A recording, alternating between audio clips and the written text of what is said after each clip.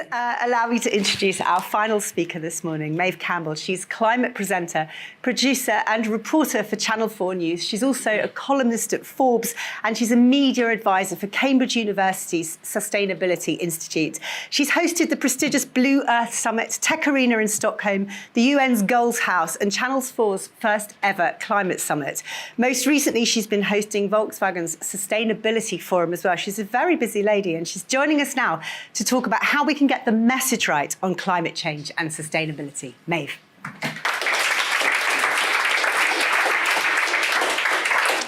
Since the Industrial Revolution, since the dawn of coal, oil and gas, we've been destroying the planet bit by bit.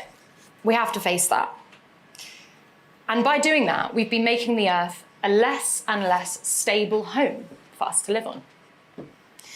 Over the last 100 years, we've been causing the climate to change. And the reason I say we is because sometimes I think people think climate change is almost an abstract weather phenomenon that happens up there. But it's actually human caused, and that's us, we're humans. The problem is, climate isn't sexy like AI. It's not fast like geopolitics. It's slow and often invisible. Imagine if carbon had a colour, how useful that would be. If carbon was orange or purple or pink, it would mean that we would be able to see it in the atmosphere. We could look up and literally see the planet getting warmer. The hue would darken over time, and it would really help us.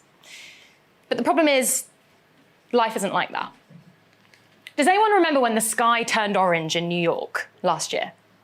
It was quite a big event. We all woke up one morning, we turned on our TVs, or we looked out the window if we were in the US, and the whole skyline in New York City was a kind of dark, almost apocalyptic shade of orange. It was quite scary. What happened?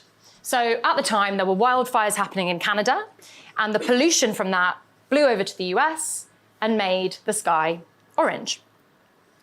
Now, that definitely had an effect. I think we all kind of gasped that day. People didn't really leave their houses in New York. So it definitely had an impact. But that doesn't happen very often in such a visible way. But the thing is, climate change is becoming visible now, just in different ways to this. So a few years ago, I went on holiday to Valencia with some friends. It should have been dreamy, sangria, sun, siestas, Spanish food. What ended up happening was that we actually got caught in a record heat wave.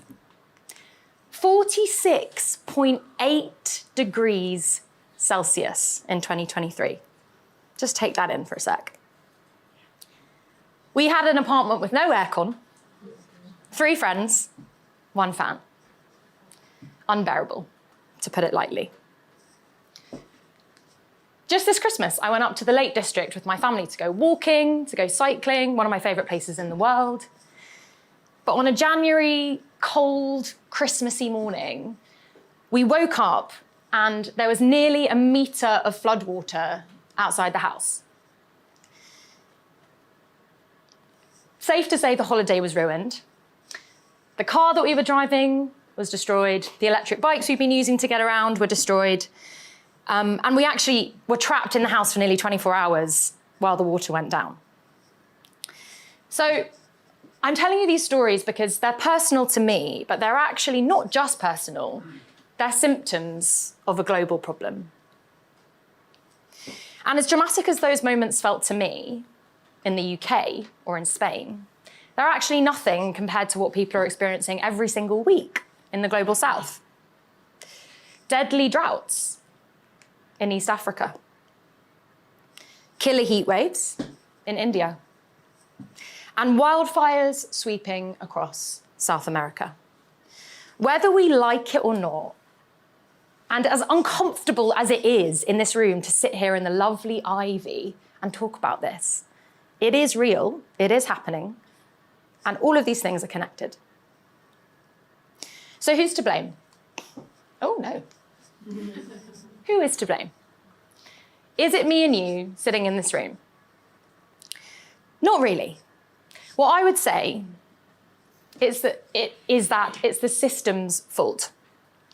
In 2004, many of you might not know this, BP invented the term carbon footprint. Why did they do this? It was part of a marketing campaign to shift the blame from them, the polluters, onto you, the individuals, and your footprint, your one little footprint. Forgot to bring your canvas bag to the supermarket? You're the problem. Caught drinking out of a plastic bottle? You're the problem. Dare to go on a plane once a year to go on holiday? You're the problem. Obviously, over-consumerism and individual action do matter hugely, but it's systems that caused this mess. And that's why we need systemic change with everyone on board. Now, perhaps the most frightening thing about climate change is that no one is immune.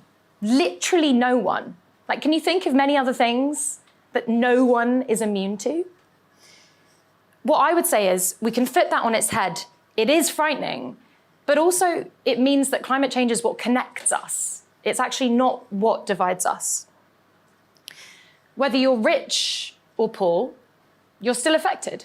Think about the wildfires in LA. In the Palisades, millionaires lost their homes, lost their pets, lost their memories. And whilst you might say, well, it's all right for some, in the Palisades, I'm sure they have the means to, get back on their feet much easier than most of us.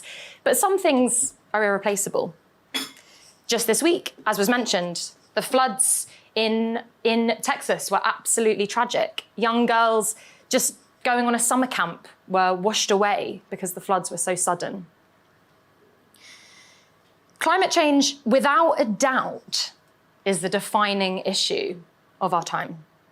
And I get to tell these stories for a living. So that brings me to my role. Oh, this is very sensitive. So, I'm a journalist and a communicator.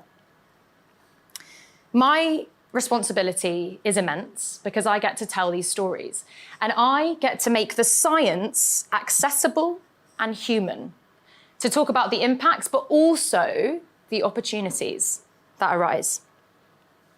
To talk about climate in ways that are clear, inclusive, urgent, and sexy, because let's be honest, sex sells.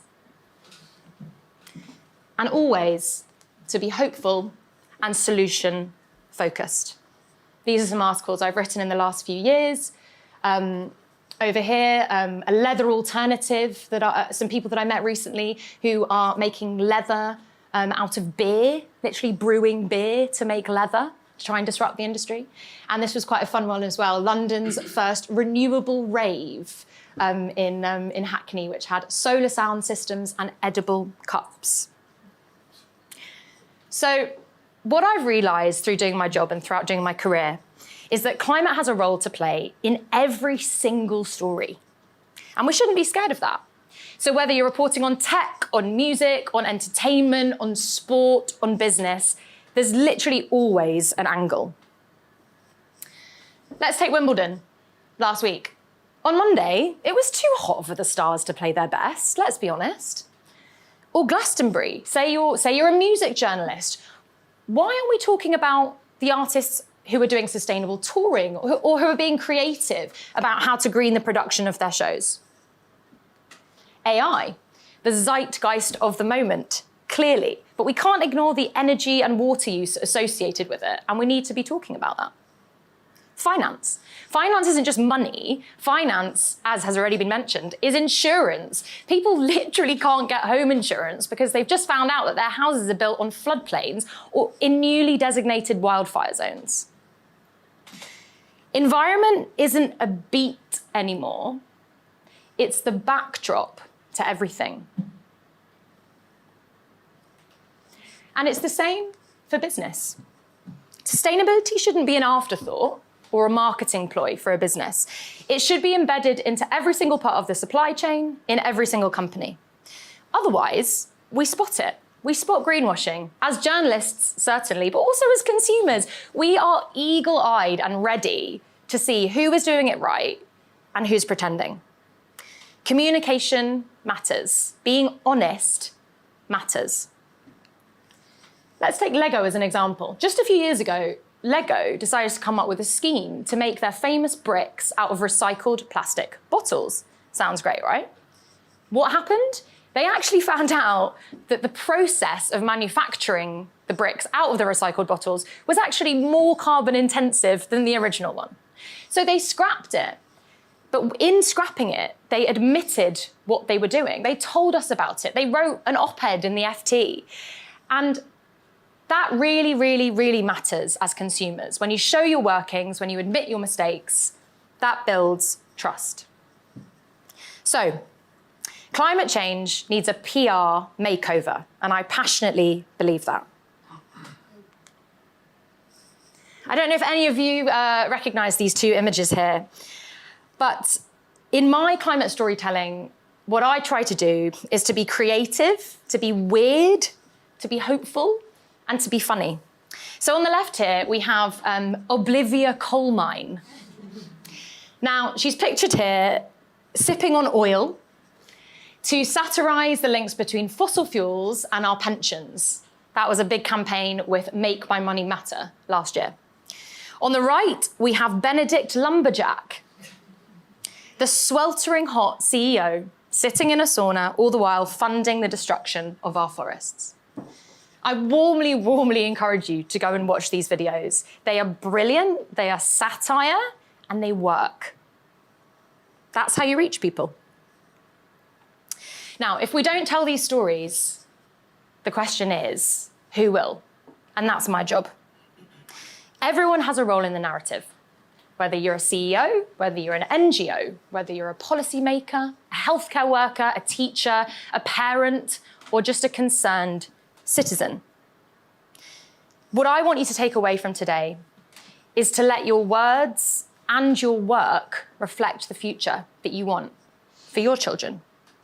To speak up, even if it's imperfect, even if you feel like a hypocrite, because let's face it, we're all hypocrites.